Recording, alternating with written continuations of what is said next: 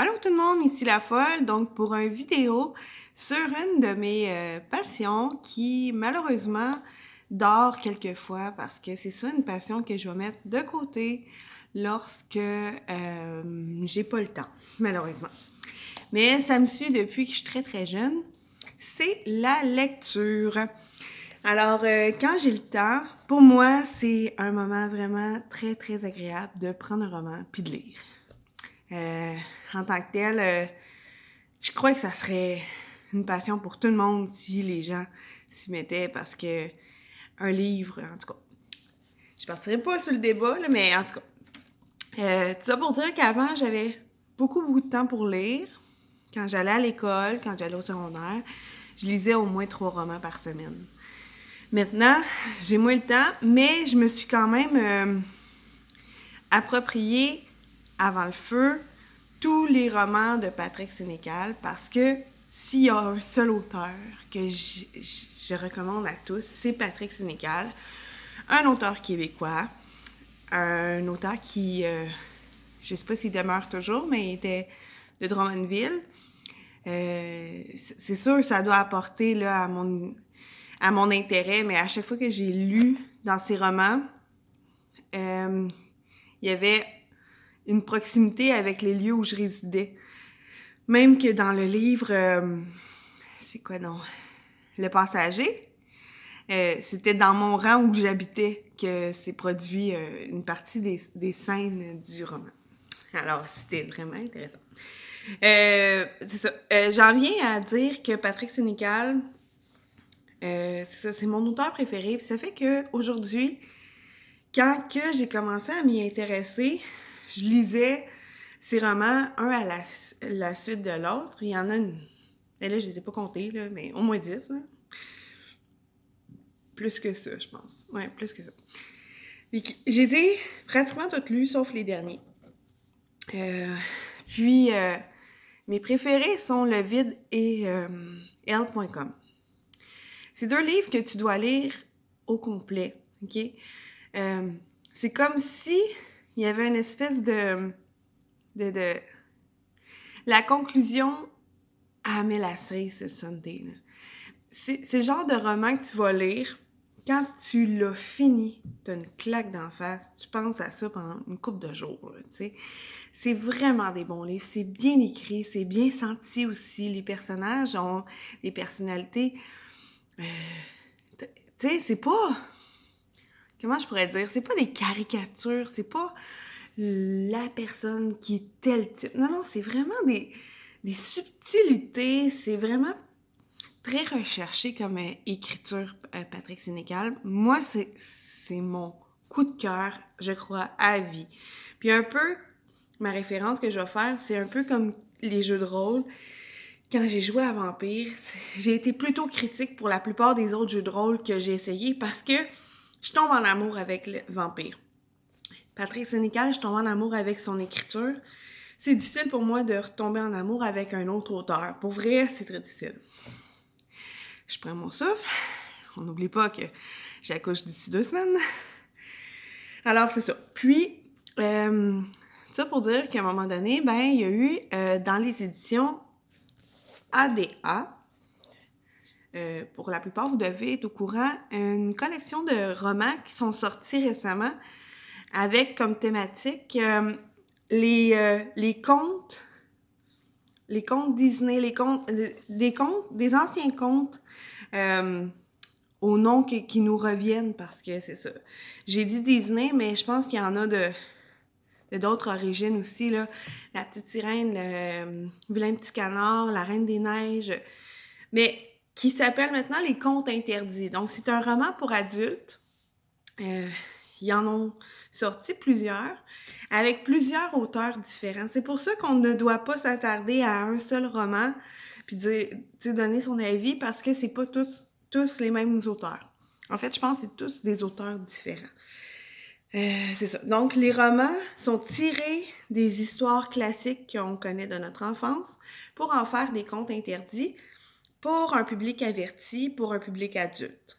Donc, c'est un peu, bon, dans le même univers que je frôle dans tout ce que j'aime, là. c'est un peu dans un univers glauque et horreur et c'est ça, dramatique, là. Euh, c'est c'est une mince ressemblance avec les histoires de Patrick Sénécal. Pour le moment, je n'ai lu que 3. Il y en a 2 sur 3 que j'ai pas trouvé à la hauteur. Puis j'aime mieux pas les nommer parce que c'est tellement différent les avis un à l'autre. Donc, je peux pas vraiment... J'ai pas envie de critiquer des romans quand que vous pourriez tomber en amour avec. Seulement, moi, ceux que j'ai lus, c'est sûr que la comparaison avec Patrick Sénécal, avec l'œuvre de Patrick Sénécal, je trouvais que c'est une écriture moins profonde. C'est des petits romans aussi, hein. C'est des romans qui se lisent très facilement, avec 200 pages, même pas, là, 170 pages. Fait que c'est possible que la profondeur, c'est là qu'on la perd, étant donné qu'il y a moins de descriptions. Les personnages sont peut-être moins élaborés aussi, moins subtils dans leur caractère, tu sais, des choses qui m'attachaient, que je m'attachais des personnages auxquels je m'attachais dans les œuvres de Patrick Sénécal. Peut-être que je m'attache un peu moins, puis malgré celui que j'ai devant moi, que j'ai vraiment aimé, ça reste que la même erreur est faite dans ce livre-là que dans les autres que j'ai lus de la collection ADA, c'est que la finale est précipitée. Je m'en rendais compte, je veux dire, je le vois là, qu'il me reste juste 7 pages à lire, puis je me rends compte que, il me semble que il en reste trop à dire pour la finale, fait que c'est ça, c'est un peu dommage, tu sais, c'est ce que... Je pense que c'est ça, avec la référence à l'œuvre de Patrick Sénécal, c'est que, justement, c'est peaufiné pour que la finale te donne une claque d'en face. Ceux-là, c'est plus... On doit se rendre le plus rapidement possible à la fin. Voici la conclusion. Bang, bang, bang. Bref, il me semble que je tourne en rond. J'espère que c'est quand même compréhensible. J'ai envie de vous parler de un des contes interdits, écrit par Christian Boivin, qui s'appelle Le vilain petit canard. Je vais vous le montrer ici. Celui-là, je l'ai particulièrement aimé. Encore une fois, j'y ai retrouvé des références de chez moi. En partant, moi, je vais avoir de la difficulté là, à vous en parler parce que je veux vraiment pas le spoiler. Par contre, je vous invite à le lire, même si je vous donne quelques informations. Surtout, ouais, c'est difficile. OK, ça va être difficile parce que je veux vraiment pas le spoiler. Je vais commencer comme ça. Au début, il y a un personnage. J'ai décidé d'y accorder les traits physiques, c'est dans notre tête, hein, de mon amoureux. Parce qu'on parle d'un informaticien intelligent, mais célibataire. Ça, c'est avant moi, là. Célibataire, seul dans son appartement, tu sais, pas très grand. Puis j'étais comme, c'est drôle. On dirait Seb, tu sais, qui manque de confiance en lui, qui est pas capable d'exprimer sa voisine, qui a un bon kick dessus. Sa voisine qui est une belle grande rousse. Fait que là, moi, c'est mon univers, là. Quand je lis, j'ai décidé que c'était comme moi, là, sa voisine. Je trouvais ça cool. Fait qu'au début, tu sais, premier, deuxième chapitre, ce que je lis, c'est drôle parce que je nous imagine, moi et lui, tu sais, au début, quand il savait pas comment me dire que j'étais de son goût. Fait que je trouvais ça drôle, fait que ça me parlait.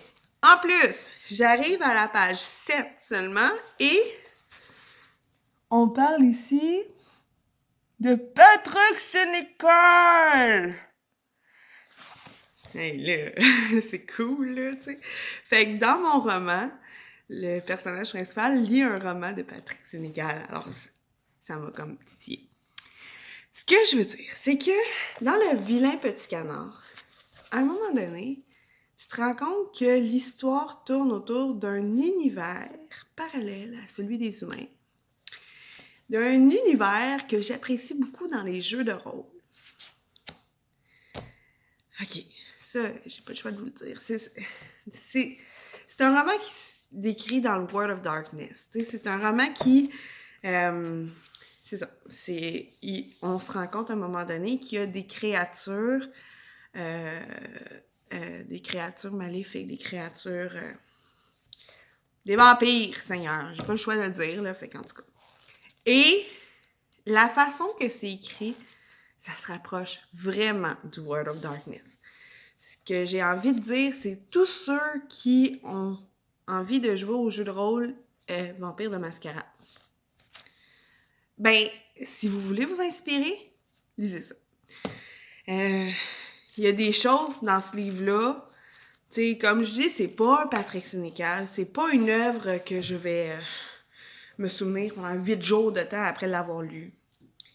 Tu sais, je veux dire, tu sais, des fois, vous écoutez un film, là, puis vous en revenez pas, comment il est bon, puis ça prend 2-3 jours avant de s'en remettre. C'est pas ce genre-là. Mais il est tout à fait conforme à mes attentes pour lire... non, c'est vrai, c'est un bon 7 sur 10, là. Si je mets des 9 sur 10 à Patrick Sénécal puis des 10 sur 10, c'est un bon 7 sur 10. Alors, c'est ça. C'est bourré de... C'est pour adultes, là, on s'entend. C'est bourré de torture, de souffrance. Quand tu veux t'inspirer d'un vampire pour aller chercher, tu sais, le petit côté, justement, un peu plus 18+, là. Tu sais, le petit côté qui pince au cœur, là. Tu sais, quand on joue à des jeux de rôle, tu as le goût, genre, de vivre une émotion. Ben, moi, j'aime ça, vivre l'émotion de genre, OK, ça, c'est impossible dans la vraie vie. Puis, je le joue intensément, mon rôle, là. Moi, je suis une femme qui torture. Je suis une vampire qui torture les humains. C'est plus que du bétail. Je joue avec ma nourriture. Les exemples sont là-dedans. D'excellents exemples. Fait que c'est ça. C'est très inspirant pour le jeu de rôle, pour le maître de jeu, pour ceux qui veulent comprendre c'est quoi le jeu vampire, puis qui trouvent ça moins intimidant de dire « Hey, je vais lire le roman ». Puis, selon la folle, ça ressemble à l'univers du World of Darkness. Il y a quelques différences, bien entendu, mais beaucoup de choses qui se ressemblent. Par exemple, un seul exemple, tu sais, dans ce roman-là, les pieux dans le cœur tuent les vampires. Dans le World of Darkness, les pieux de bois dans le cœur les rendent en torpeur, les rendent dans le coma jusqu'à temps qu'on enlève le pieu. Sincèrement, c'est intéressant. Il y a des caractères spéciaux. Il y a aussi des situations, comme j'ai dit, où les vampires vont utiliser l'être humain comme du bétail puis comme un jouet. Ça permet justement d'aller dans cette zone-là qu'on n'ose peut-être pas sans être inspiré, puis justement, c'est un peu glauque, mais très inspirant. Alors, voilà. Tous ceux qui aimeraient connaître l'univers de vampires peuvent lire ce roman-là pour pouvoir s'y inspirer. Ce que je peux dire aussi, tous ceux qui manquent peut-être d'inspiration comme maître de jeu, tu sais, je dis pas que c'est parfait, c'est juste que ça donne une petite façon de voir ça différemment. Puis c'est un très bon roman. Alors, sur ce, je vais vous laisser en revenant prochainement avec d'autres critiques sur des romans. Avec le bébé qui arrive dans pas long, j'aurai bien entendu peu de temps, mais paradoxalement, tu sais, je serai à la maison avec bébé. Fait que quand il va dormir, je vais sûrement me remettre à cette source de joie pour moi, qui est la lecture. Alors, je reviendrai avec d'autres critiques parce que je trouve ça vraiment plate que dans l'ère numérique où nous sommes, on ait beaucoup arrêté de lire des romans. Parce que, entre vous et moi, je suis aussi accro au cellulaire que vous, que tout le monde, en fait, qui a fait à Facebook. Mais être dans une salle d'attente, avoir le choix, là, je préfère avoir un roman que avoir mon cellulaire à gosser dessus. Fait que c'est pour ça que je vais essayer de vous inspirer et de vous apporter d'autres critiques. Alors, passez une excellente journée. Je vous dis bye!